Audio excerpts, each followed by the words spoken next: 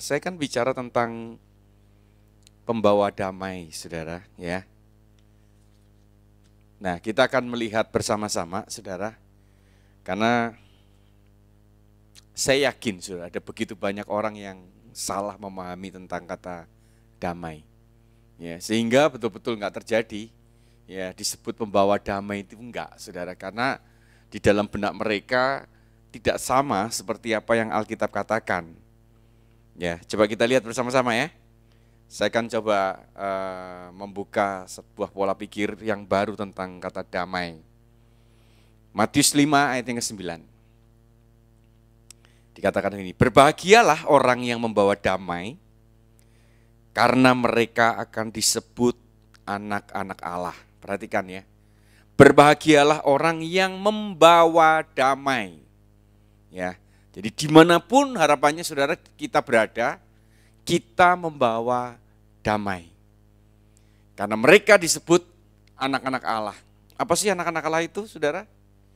Yang jelas, saudara, seorang anak, saudara, ya memang sudah hanya dalam kekristenan saja yang boleh menyebut kata Tuhan itu dengan sebutan Bapa. Kita disebut sebagai anak, ya. Tetapi itu bukan secara otomatis. Saudara jangan berpikir bahwa otomatis begitu saya percaya Yesus, ya langsung tiba-tiba pokoknya anak aja. Ya, statusnya anak. Tapi yang sebetulnya saudara, kenapa kok ada kata-kata ini? Membawa damai disebut anak-anak Allah. Kok enggak? Kalau semua otomatis berarti enggak perlu ada ayat ini. Ya, anak-anak Allah yang dimaksudkan di sini adalah begini saudara. Yang pertama, dia punya privilege dengan Bapa secara khusus. Yesus itu mengasihi semua orang, amin. Ya, semua ya. Enggak peduli siapapun orang mau berdosa, enggak berdosa, saudara, Yesus tetap mengasihi mereka. Tetapi saudara, waktu Yesus bertemu dengan 4.000 orang, 5.000 orang, dan mereka semua masih membutuhkan Yesus untuk ketemu, Alkitab mencatat bahwa Yesus pergi meninggalkan mereka, dan Yesus berkumpul dengan 12 orang muridnya saja. Jadi murid-murid itu menerima sebuah privilege, keistimewaan untuk duduk. Mereka saudara mengejar Yesus, tapi Yesus ngomong enggak. Yesus menyepi bersama dengan murid-muridnya. Ada satu privilege yang kita terima disebut anak Allah. Punya satu hubungan secara khusus saudara, waktu dan semuanya. Itu yang pertama, anak Allah. Yang kedua saudara, hanya anak saja yang akan menerima warisan. Kalau kita bicara warisan itu apa saudara? Warisan itu adalah firman Tuhan, janji-janjinya. Saudara, janji itu warisan saudara.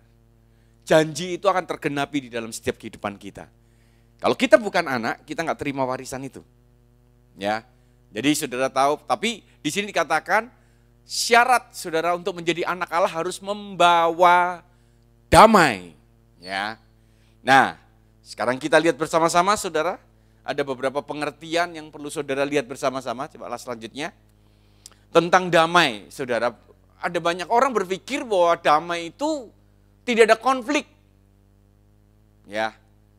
Maka ada banyak orang menghindari konflik. Ya, enggak salah 100% menghindari konflik. Tapi kadang-kadang saudara, dia melarikan diri dari setiap konflik yang ada dalam hidupnya. Dia berpikir bahwa damai itu enggak ada masalah. Damai itu tenang. Ya.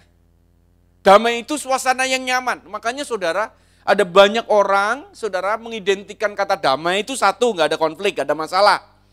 Dua, suasana. Ya, orang itu berkata begini, saudara, kalau pergi ke pegunungan, ya, saya suka pegunungan. Kalau saya lihat pegunungan semua hijau, orang berkata gini, aduh, tenang sekali ya, hati ini damai, betul? Ya. Terus yang ketiga adalah perasaan damai itu dipikir, saudara. Nah, saya mau tunjukkan bahwa itu tidak benar semuanya nanti. Apa yang Alkitab katakan, supaya saudara tahu bahwa ternyata selama ini yang ada dalam benak kita, bahwa damai itu suasana tenang, saudara, nyaman, saudara, sebuah perasaan, saudara, yang kita nggak ada sesuatu permasalahan di dalam hidup kita, saudara, oh itu damai. Ya. Oh kalau ada masalah berarti itu nggak damai. Oh kalau situasi keadaan saya nggak suka itu nggak damai. Nah nanti saudara akan melihat bahkan damai itu bahkan bisa saja terjadi ketika engkau nggak suka. Ya, ketika situasi keadaan tidak baik, tetap saudara, damai itu ada. Bisa saudara, nanti saya akan tunjukkan satu persatu. Nah makanya saudara dari sini kita akan menyimpulkan bahwa ternyata damai itu saudara sebetulnya lebih banyak bersinggungan. Memang saudara nanti akan bertemu dengan yang namanya permasalahan dan konflik. Tetapi damai itu tidak menjauhi konflik saudara. Ya, damai itu bukan suasana.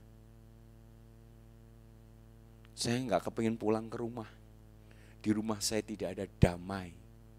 Kenapa nggak ada damai? Karena kedua orang tua saya terus berantem. Nah saudara lihat.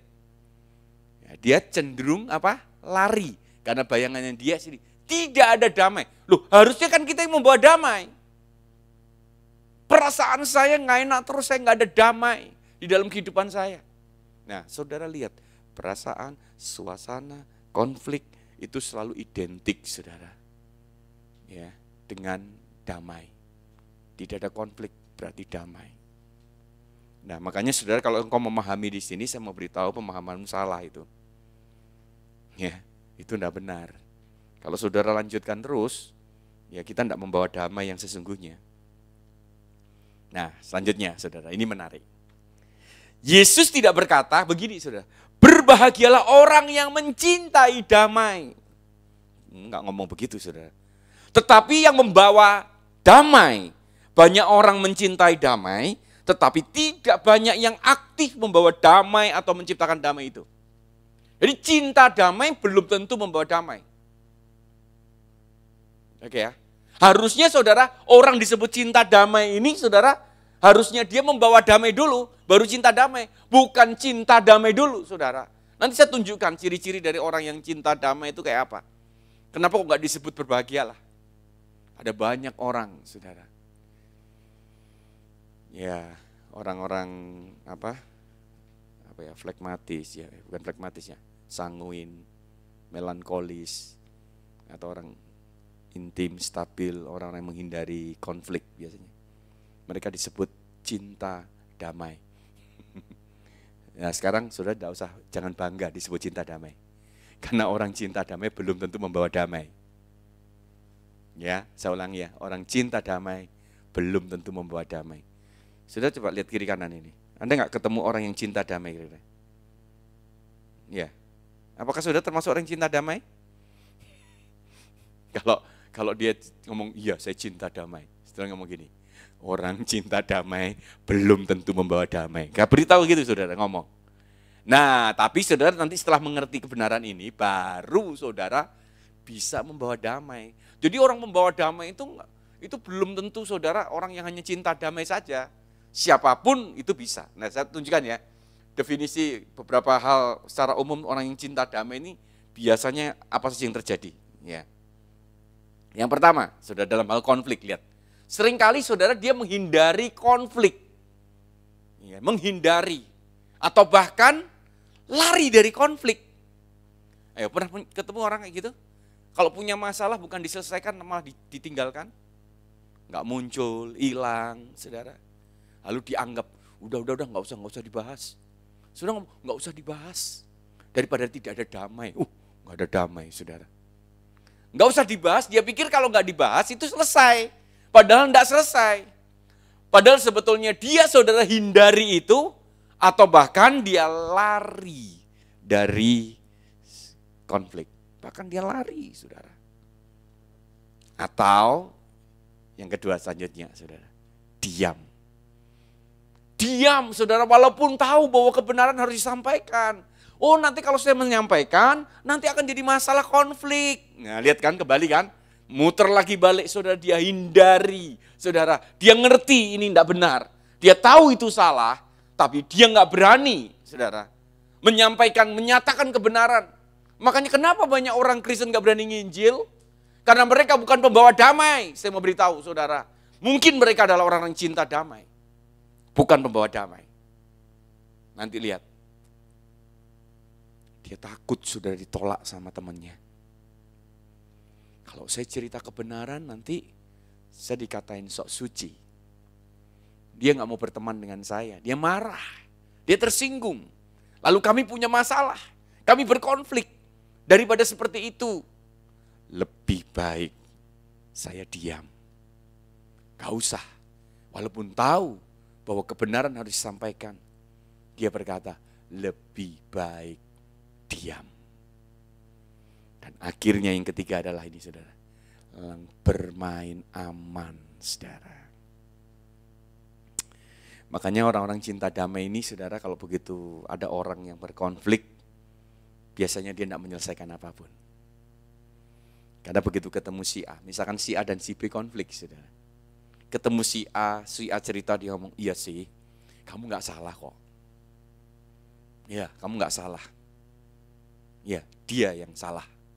Terus ketemu si B cerita, oh iya kamu juga gak salah kok. Mana ada, saya mau beritahu saudara, orang konflik saudara, dua-duanya benar. Mana ada saudara, tidak ada ceritanya orang konflik itu dua-duanya benar. Halo, setuju? Ya. Kalau kita mengakui mereka benar dua-duanya walaupun konflik, saudara sedang membawa damai yang salah. Tidak ada konflik itu saudara, konflik itu selalu begini syaratnya. Salah satu benar, salah satu salah pasti. Atau dua-duanya salah. Sudah itu aja. Gak ada orang konflik kok dua-duanya benar. Tidak ada. Sudah percayalah. Makanya kalau saudara ngomong, kita kalau win-win solution itu bukan membenarkan dua-duanya loh saudara. Bukan. Oh kamu benar kok. Oh dua-duanya benar. Ya berarti yang salah yang ngomong saudara. Ya nggak ada konflik dua-dua benar, nggak ada. Ya, kalau konflik itu salah satu jadi gini. Kalau sudah ketemu orang konflik itu pasti gini. Oh oke, saya tahu kamu benar, kamu salah. Harus berani nggak berkata begitu? Atau begini, dua-duanya salah. Loh, terus yang benar siapa? Yang benar saya, kayak begitu. Yang benar siapa? Yesus yang benar. Iya jelas, kalau ini salah, salahmu di mana? Yang benar yang di mana? Harus jelas saudara semuanya.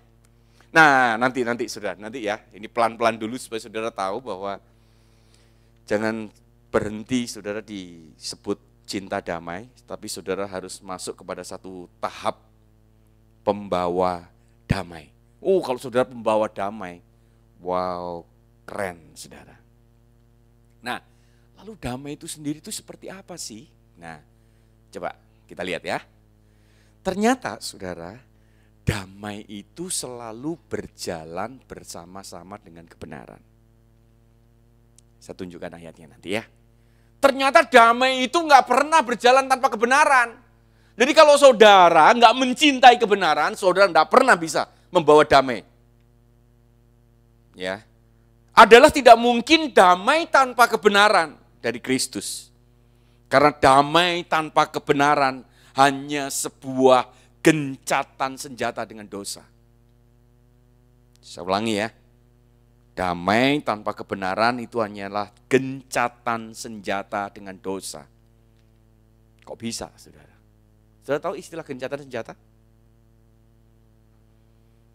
Ini Rusia sama Ukraina ini lagi perang apa enggak ini? Atau sudah masuk gencatan senjata? Bagaimana dengan Israel dengan Palestina? Di jalur Gazanya itu. Kalau mereka berhenti perang, sebetulnya mereka belum damai. Mereka hanya masuk kepada satu situasi yang namanya gencatan senjata saja. Belum damai. Saya beberapa waktu yang lalu, saudara, saya berangkat ke pelayanan ke Papua. Dan pas saya berangkat di sana terjadi perang, bukan antar suku, itu perang satu suku. Ini satu suku perang juga. Biasanya antar suku. Satu suku beda kampung, perang, saudara. Persis saya di sana, menjelang Paskah. Saya diundang untuk isi Paskah di sana. Pagi, saudara, pagi jam 3, jam 4 itu orang pukul itu, apa tiang listrik itu, ting ting ting ting ting, lalu mereka teriak ramai-ramai, gitu. Saya pikir, wah ini ada maling ini, pencuri ini ditangkap ini, udah habis ini. Tapi kok mondar mandir, saudara, deket lagi saudara, jauh. Deket lagi berapa kali, perasaan saya udah nggak enak ini ada apa ini. Persis pagi-pagi saya diketok pintu saya sama security-nya dan saya diberitahu, Pak, pagi ini kita pindah. Loh kenapa Pak? Ada perang Pak, perang suku dia ngomong gitu. Oh iya Pak, dan persis perangnya di depan kita ini Pak, dia ngomong gitu. Waduh saudara, tidak lama saudara saya berkemas, saya dijemput gak bisa dijemput pakai mobil, saya dijemput pakai motor saudara. Begitu saya keluar saya kaget saudara, di sana saudara sudah berhadapan-hadapan pihak di sana, tapi di tengah ini semua polisi, termasuk alat berat, panser semuanya, lengkap semuanya saudara. Saya diajak saudara, aman ini, enggak apa-apa Pak, enggak apa-apa. Jalan lewat tengah-tengah polisi terus langsung saya dibawa ke hotel. Siang-siang saudara saya diajak keluar makan, lewati area itu lagi sama teman saya ngomong, ini kan daerah perang ini. Dia ngomong gitu, kok berani sini? Tenang, ini lagi gencatan senjata. Kapan mereka gencatan senjata saudara? Ada dua hal yang terjadi gencatan senjata. Yang pertama adalah ketika waktunya makan. Jadi kalau makan mereka berhenti gencatan senjata saudara. Mereka bisa duduk, tidak terlalu jaraknya, tidak terlalu jauh, makan tetap makan. Ternyata mereka perang bisa profesional loh saudara. Yang kedua, gencatan senjata mereka apa? Di saat apa? Ibadah. Saya ngomong, berarti nanti gimana Paskahnya nih? Diliburkan? Oh enggak, Paskah tetap berjalan. Mereka walaupun bermusuhan, mereka bisa datang di gereja yang sama, ibadah. Gencatan senjata. Setelah perang, saudara, setelah makan selesai, perang lagi mereka, saudara. Bayangkan, mereka aja tahu, saudara, seperti itu. Jadi saudara jangan pikir orang gencatan senjata itu damai. Enggak, karena tanpa kebenaran.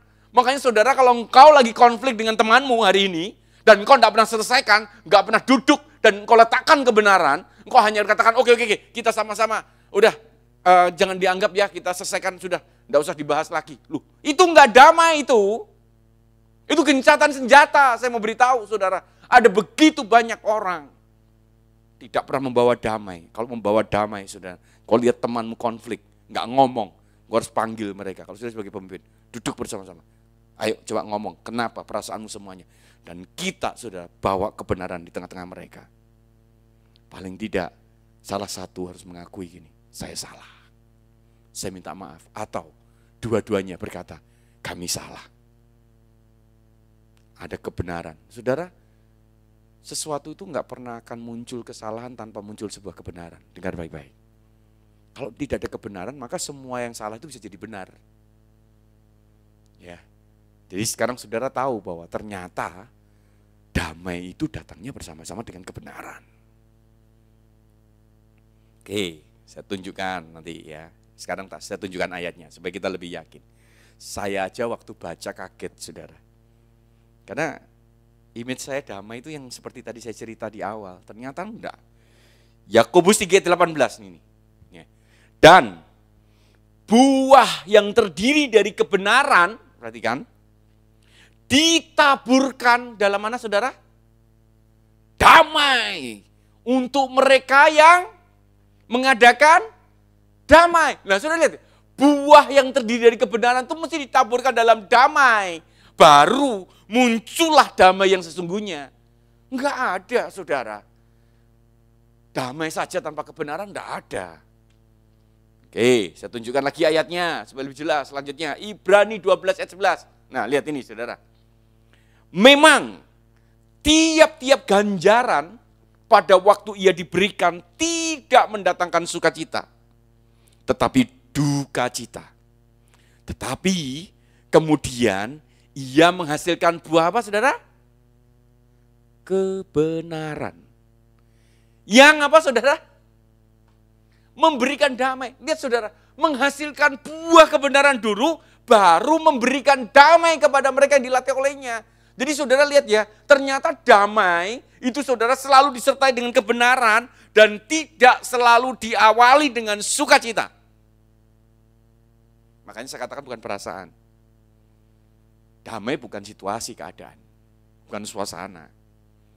Tapi ternyata damai itu kebenaran. Damai itu kadang-kadang kita mengalami duka cita, bukan sukacita. Kalau orang ngomong perasaannya seperti itu, saya udah gak damai. Enggak, ternyata lihat ini. Duka cita dulu, saudara. Diawali dengan duka cita dulu, saudara. Kebenaran dilepaskan, saudara.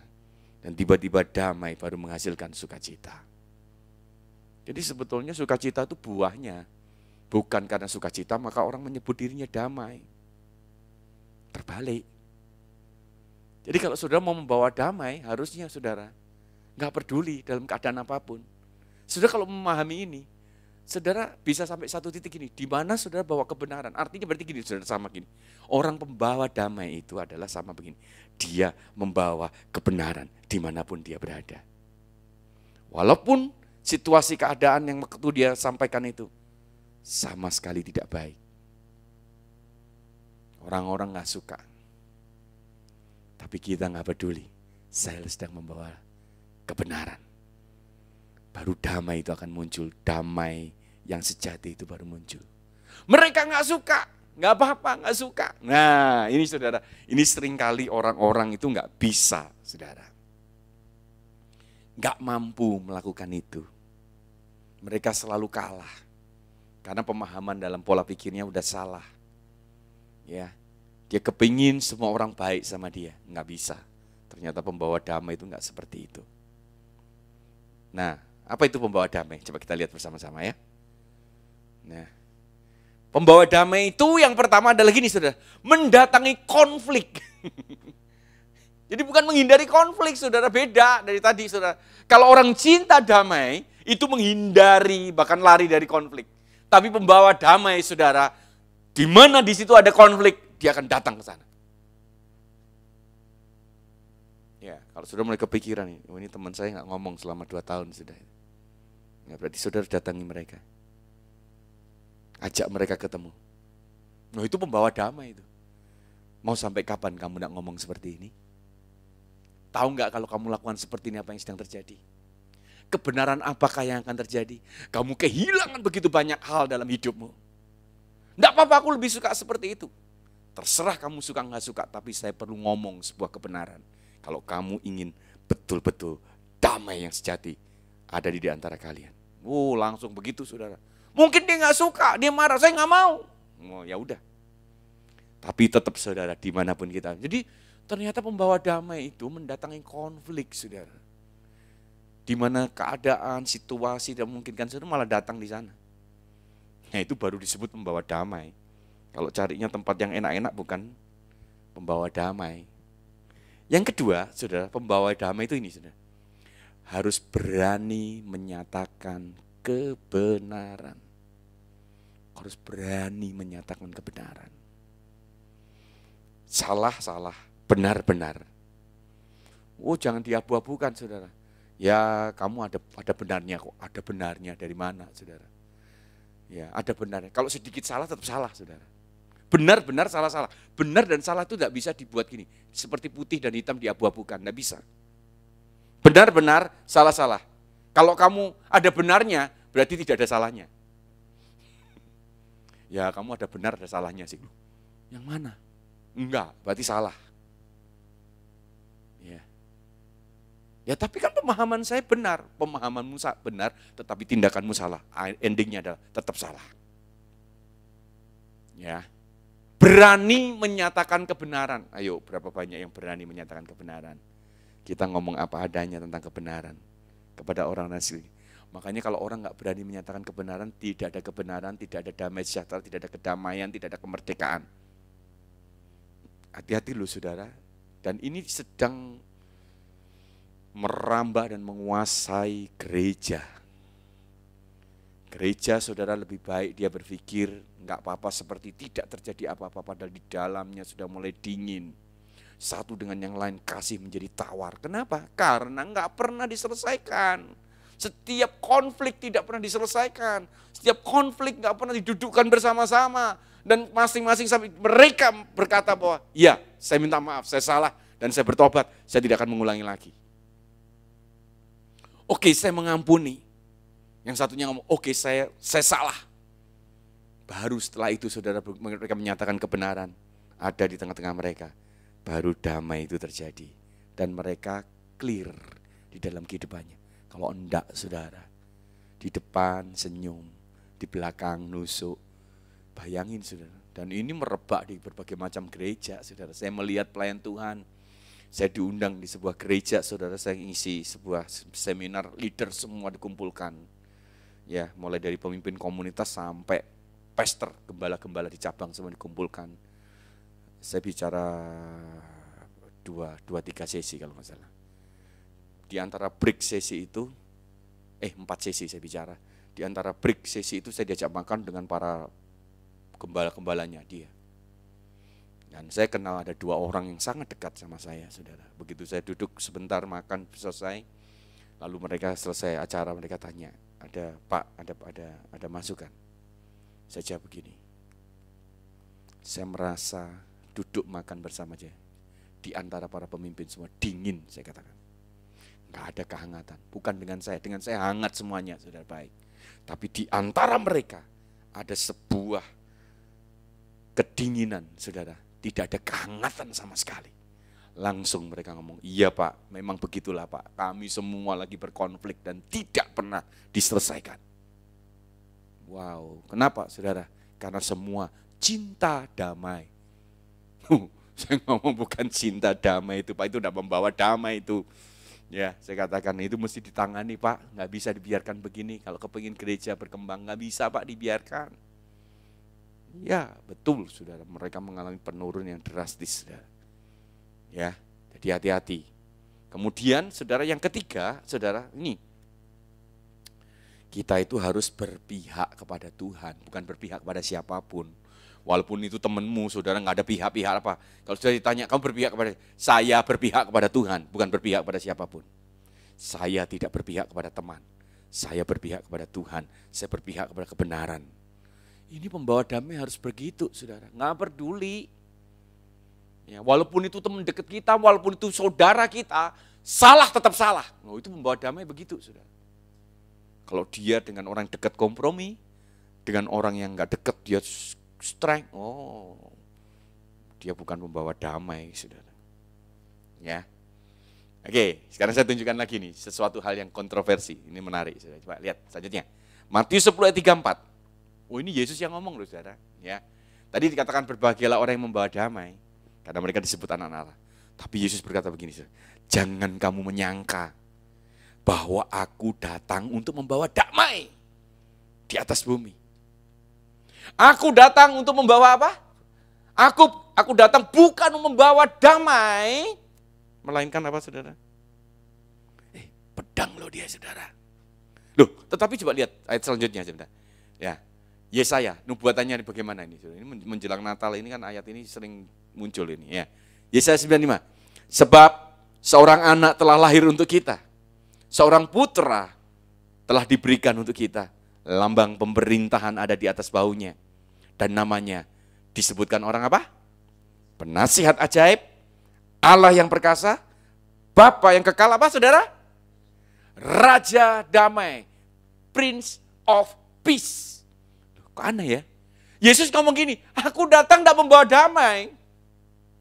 Aku datang membawa pedang. Tetapi dia disebut dinubuatkan bahwa dia adalah Raja Damai. Bagaimana Raja Damai tidak membawa damai?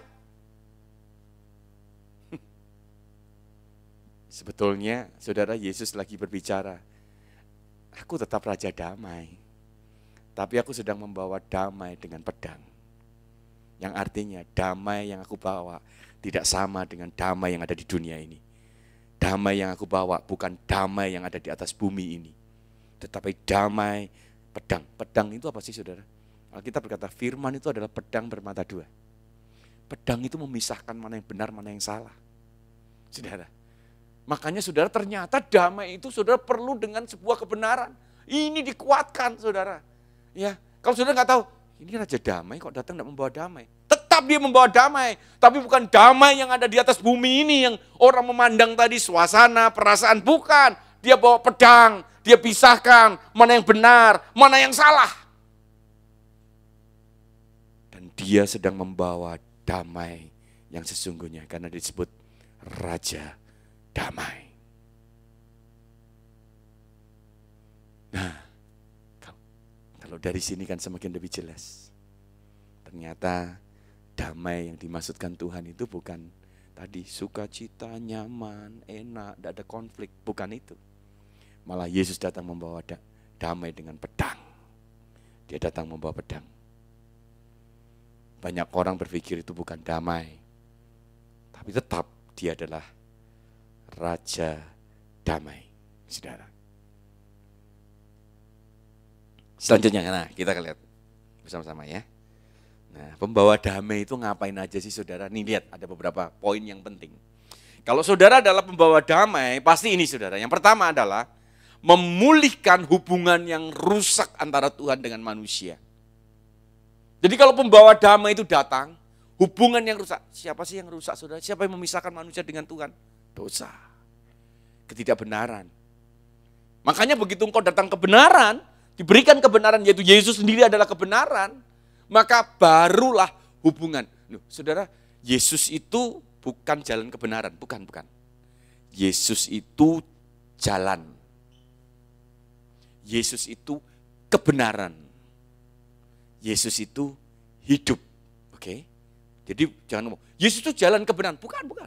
Yesus itu adalah jalan, Yesus itu adalah kebenaran, dan Yesus itu adalah hidup. Akulah jalan, kebenaran, dan hidup. Dia adalah kebenaran. Ya. Kenapa Yesus lahir, saudara? Dan dia mati buat kita. Ya, untuk memulihkan hubungan yang rusak antara manusia dengan Tuhan. Kita tuh rusak hubungan kita. Ya, sebelum Yesus datang, dia mati di atas kayu salib. Semua orang tidak bisa bersekutu, bertemu dengan Tuhan. Lewat imam semuanya. Walaupun gagal semua. Imam, raja, nabi gagal semuanya. Sampai akhirnya Yesus harus turun. Dan dia harus mati, dia pulihkan semuanya. Nah, demikian juga saudara, pembawa damai itu akan memulihkan hubungan-hubungan yang rusak antara manusia dengan Tuhan. Memulihkan hubungan yang rusak antara manusia dengan sesamanya. Dan selalu membawa kebenaran. Nah, sudah lihat ya. Selama kita dengan sesama kita nggak beres, saudara juga pasti nggak beres dengan Tuhan. Karena Alkitab berkata, jika kamu ingin mempersembahkan sesuatu di depan mezbah, tiba-tiba kamu ingat musuhmu. Alkitab berkata apa saudara? Tinggalkan dan kau berdamai dulu. Bukan gini, lanjutkan, lupakan. Enggak. Doa Bapa kami karena ini, ampunilah aku seperti aku mengampuni orang yang bersalah. Loh, ada lagunya saudara yang menurut saya salah lagunya itu. Ya, lagunya siapa itu saudara? Tidak tahu. Walaupun aku tidak bisa mengampuni orang yang bersalah, ampuni aku. Ya, saya nggak perlu nyebut namanya, nanti sudah lihat sendiri. Ya, lagu itu nggak boleh dinyanyikan di gereja saya. Saya katakan no, karena itu tidak sesuai dengan Alkitab, nggak bisa. Tuhan tidak akan mengampuni kita jika kita tidak mengampuni orang bersalah. Saya mau beritahu saudara, tidak bisa. Jadi ukuran Tuhan itu bukan Tuhan tuh enggak. Jadi gini, Tuhan tuh enggak jadi maha pengampun ketika kita juga enggak mengampuni loh. Kira-kira gitu aja saudara. Tiba-tiba kuasa Tuhan tuh berhenti. Tuhan mau ngampuni kita tapi dia enggak bisa ngampuni. Karena kita pun enggak bisa mengampuni. Tapi begitu kita ngampuni saudara, apapun saudara, kau akan menerima pengampunan di sana. Jadi saudara, kalau kita beres, pulih, maka kita dengan Tuhan juga akan pulih. Kita pulih dengan Tuhan, pasti pulih dengan sesama juga. Karena Tuhan yang memberikan kasih itu, yang membuat kita mampu mengasihi orang sekeliling kita. Dan kita akan membawa kebenaran dimanapun. Jadi kalau saudara kita pembawa damai itu akan memulihkan semua hubungan yang rusak di sekeliling kita. Nah kalau saudara adalah pembawa damai, berarti hubungan yang rusak di sekelilingmu akan pulih semuanya. Kalau di sekelilingmu banyak orang hubungannya rusak, berarti engkau tidak membawa damai. Itu paling gampang. Ya, apapun, saudara, siapapun. Dalam keluargamu, dimanapun, sahabatmu. Kalau mereka adalah orang-orang, saudara, yang gak beres dalam kehidupannya, dan kita hanya diam, kita tidak mau berkata kebenaran, kita tidak mau membawa damai dengan mereka, maka sampai kapanpun di sekeliling kita nggak ada damai. Kita bukan membawa damai. Mungkin waktu kita menyampaikan mereka nggak suka, nggak apa-apa. Tapi kita ngomong, saya pembawa damai. Kalau kamu mau membenci aku silahkan. Tapi satu hal, saya mau membawa damai dan kebenaran ini.